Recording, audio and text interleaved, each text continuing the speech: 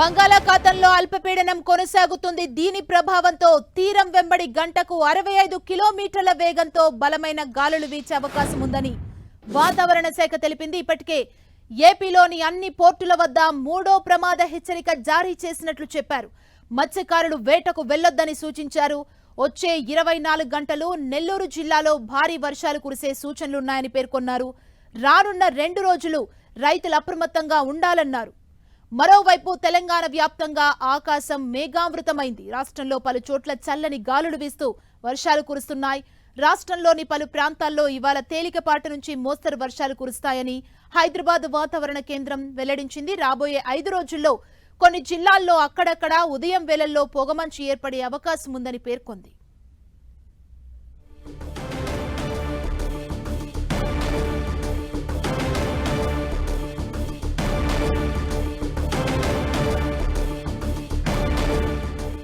ఈ అంశానికి సంబంధించి మరింత సమాచారం మా ప్రతినిధి విక్రమ్ అందిస్తారు. విక్రమ్,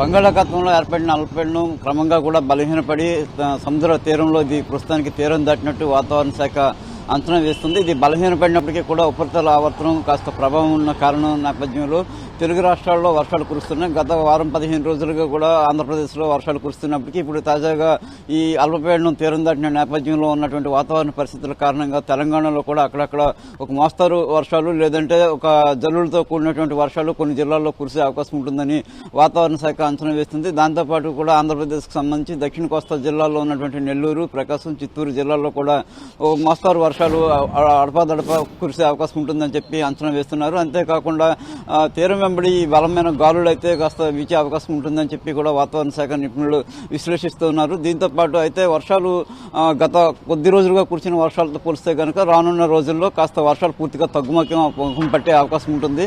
సాధారణ వాతావరణ పరిస్థితులు నెలకొనే అవకాశం ఉంటుంది. ఆంధ్రప్రదేశ్కి సంబంధించి కోస్తా జిల్లాల్లో వర్షాలు గతంలో కురిసిన నేపథ్యంలో ఇప్పుడు ఇక పూర్తిగా కూడా విసులుబాటు ఉపశమనం వర్షాల నుంచి లభించే అవకాశం ఉంటుంది. అలాగే 2-3 రోజుల తర్వాత పూర్తిగా ఇంకా వర్షాలు అనేవి పూర్తిగా కూడా పడే అవకాశాలు ఉండవు అని చెప్పి, అల్పపీడనాలు కూడా ఏర్పడే అవకాశం ఉండదు అని చెప్పి వాతావరణ నిపుణులు తేల్చి చెప్తున్నారు. ఈ నేపథ్యంలో వర్షాలు కురవు అని చెప్తున్నప్పటికీ కూడా ఇదే సమయంలో పగటిపూట ఉష్ణోగ్రతలు పూర్తిగా కూడా తగ్గుముఖం పట్టే అవకాశం ఉంటుందని చెప్తున్నారు. వర్షాలు కనిష్ట ఉష్ణోగ్రతలు తగ్గితే కనుక చలిగాలులో తీవ్రత భారీగా పెరిగే అవకాశం ఉంటుంది. డిసెంబర్ మంత్ ఎండింగ్ వస్తుండో జనవరి వస్తున్న నేపథ్యంలో ఈ చలిగాలుల తీవ్రత చాలా ఎక్కువగా ఉంటుంది.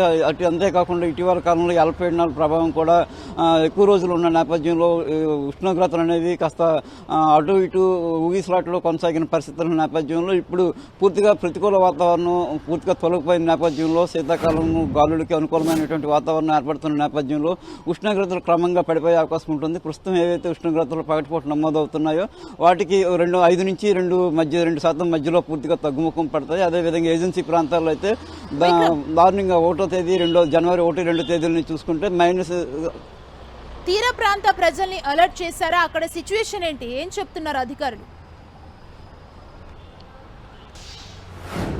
తీర ప్రాంతాలకు సంబంధించి కూడా వాతావరణ నిపుణులు స్పష్టమైనటువంటి ఆదేశాలను జారీ చేయడం జరిగింది. గత వారం 10 రోజులుగా కురిసిన భారీగా వర్షాలు కురవడం, అదేవిధంగా ఈదురుగాలులు ఉన్న నేపథ్యంలో ఏవైతే రాష్ట్రంలో ఉన్నటువంటి పోర్టులకు సంబంధించి 3వ నెంబర్ ప్రమాద హెచ్చరికను జారీ చేశారు అధికారులు.